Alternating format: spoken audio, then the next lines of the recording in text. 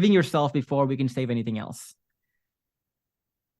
What made you say like that's because you almost like carry that around as your motto in a way. You're gonna save yourself before you can save anything else.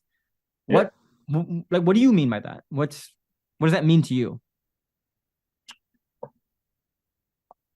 So like when me and my wife, first split it and all that, Hmm.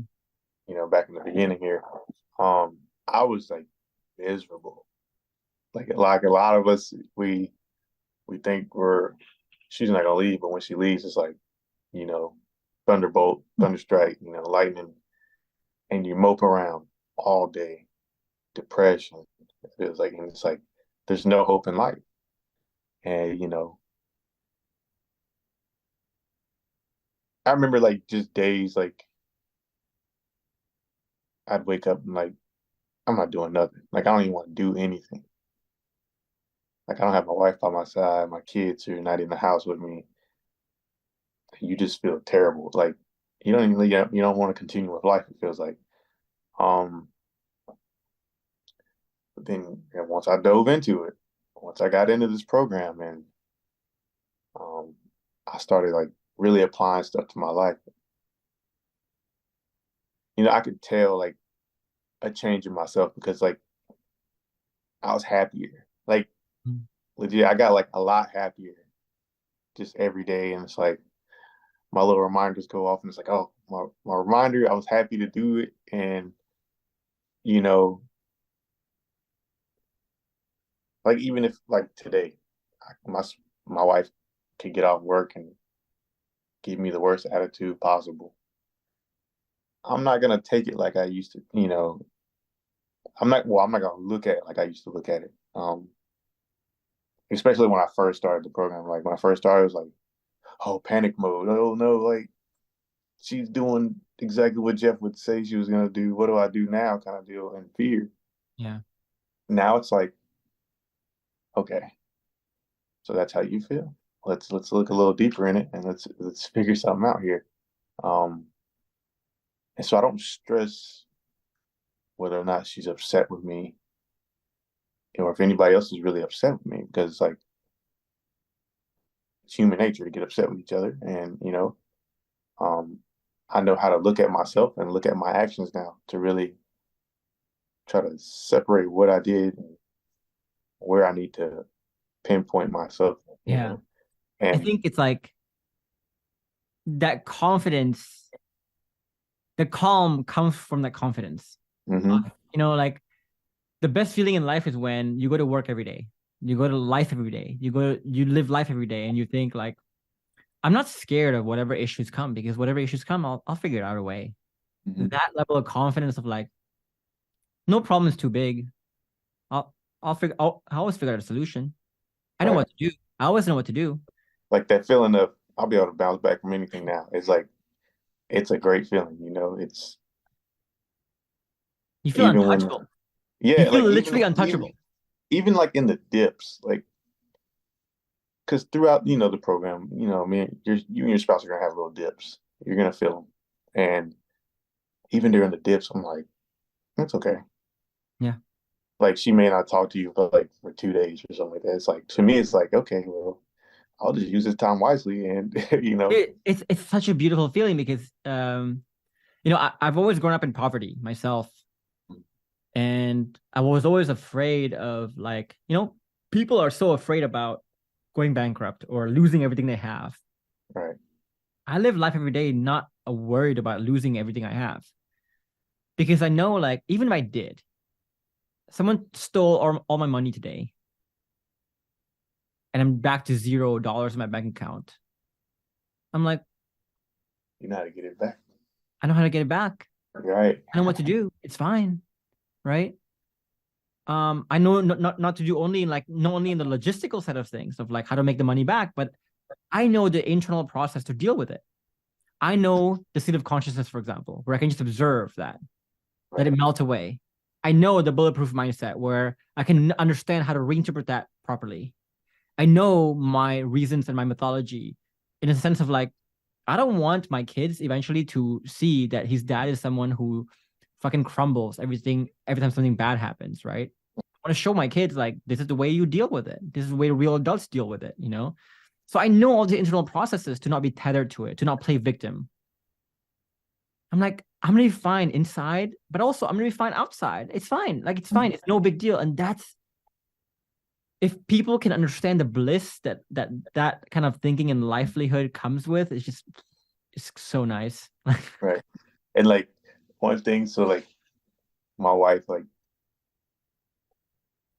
when we have those dips, you know, it's not as frequent as they used to be. But when we have them, um, she's always like how I was. Like she's not as like a rager. She doesn't rage like I do.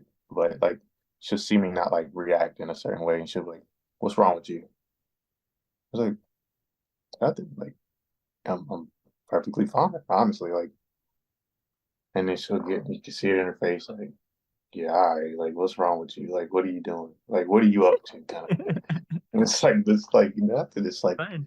you just know, your head, you know where you are in your head. Your head Yeah. space is great, and like, yeah, it's a great feeling. Like, and I'll tell everybody, like once you get there, you'll know. You're like, this is a great feeling. It's a Like great at first, it seems like, oh, it's but a tough ride. it's not only a great feeling for you, like because what we're talking about here is like creating safety for yourself. You feel that calm because your calm is grounded on something, that confidence. But that confidence also creates safety in your partner too. Hmm. Imagine like you tell someone some bad news and they panic with you. It's like, okay, next time I just won't tell you. Yeah, like, Like you're not making me feel better right now. But whenever I tell someone, a leader, for example, and they're like, and I'm panicked, oh my God, this happened. And the leader is like, hey, it's okay. Break it down. We can do this, do that, whatever. Stay calm. I feel so safe with someone like that, right? That's a leader, right? You're leading right now. Uh, yeah, I've caught myself in those like situations where like, especially with the kids, she'll be panicking, just losing it, and I'm like, it's all right, like yeah. let's take a breath, like we'll be all right, Yeah. and then and naturally, like I'm not gonna say naturally, but like sometimes she'll like snap out at me about it, just agitated in general, but no reaction out of me kind of deal, and it's like, it's to be expected at this point, and then a couple minutes later, her whole demeanor is like, Yeah. Just she's like, she's, follows you. yeah, Yeah. it's crazy, and it's like, Yeah. I was like, and even myself, like it happens, and I'm like, whoa, a year ago, I would have been flipping out too, and then like, it would have made things so much worse. It would have been like a war zone in here for real. Like I would have flipped, she would have flipped out, I would have flipped out, the dog would have flipped, everybody would have been flipping out, and then it solves nothing. It's interesting you say that too, because I think you knew this. You knew men were supposed to be stoic, calm, that quiet confidence. Like we watch James Bond, we know he's like that, right? Mm-hmm. We watch these videos about like stoicism and men being calm and like having the quiet confidence. But so you knew that conceptually, but you were never able to become that person. Right. And I think I think I raged a lot because of that. Like, it's like, damn it, I can't be this person I want to be. And then conflicting thoughts like, well, if I am that person, I'm only weak. Yeah. We call And that the so, purple giraffe paradox, yeah. right? So a few things for people to understand, like being stoic, being calm is not a striving outcome, it's a falling outcome. You fall to it, Mm-hmm. right? So just so for you to understand striving versus falling, striving is like you lifting weights. The more willpower you add to it, the more weight you can lift. Good. So willpower goes up, thriving goal goes up. Mm-hmm. But falling is the opposite. For example, the more you try to fall asleep, the less you fall asleep, Yeah. right? And calm is kind of the same thing. And the reason why it's a falling outcome is because, like, okay, if I tell you, don't think about a purple giraffe, what would you think about? A purple giraffe. Yeah. When the fuck in life do you ever think about a purple giraffe? Never. The only reason why you thought about it was because I told you not to. But Right. because I told you not to, you thought about it, right? Yeah. You can't help but think about it. It's almost like the conscious subconscious paradox, where as soon as you say, don't be angry, subconsciously you're automatically thinking, I'm angry, right? And so when, like, a lot of people, they want to be stoic, but their approach is like just to keep their asshole clenched in by saying like, don't be angry, don't be angry, don't be angry. But when you tell yourself don't be angry, you are Angry. subconsciously admitting that you are angry. Yeah, you're already And angry. then you're creating a new layer of like guilt where you're like, okay, now I'm angry. Now I feel guilty about being angry, which makes you even more angry.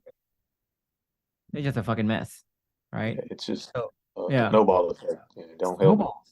So a lot of people think like I am against Stoicism, or like a lot of people think of what I say as like Stoicism, but it's more than that, right? I'm trying to tell people.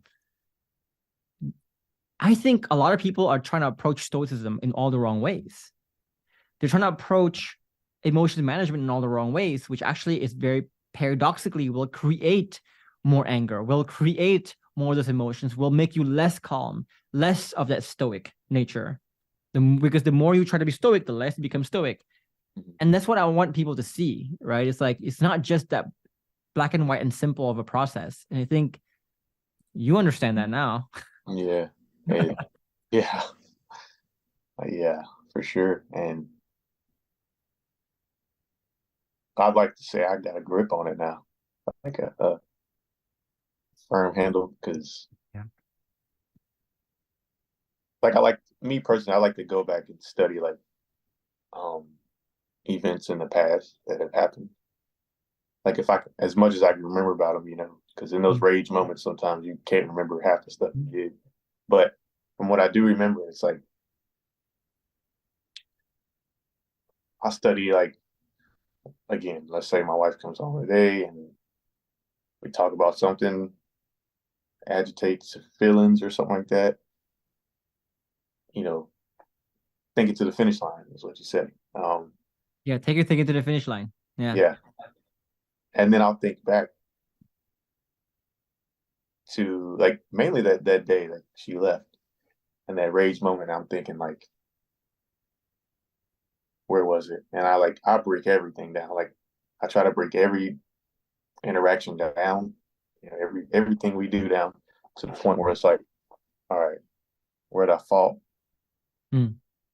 Where pinpoint everything and then redirect myself.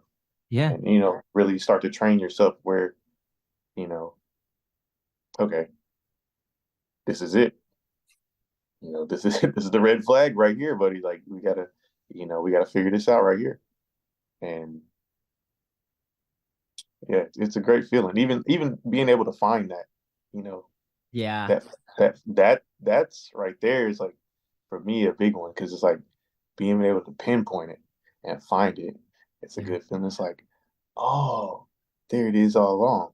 And it's like anything you do, because I like to work with cars and stuff like that. So um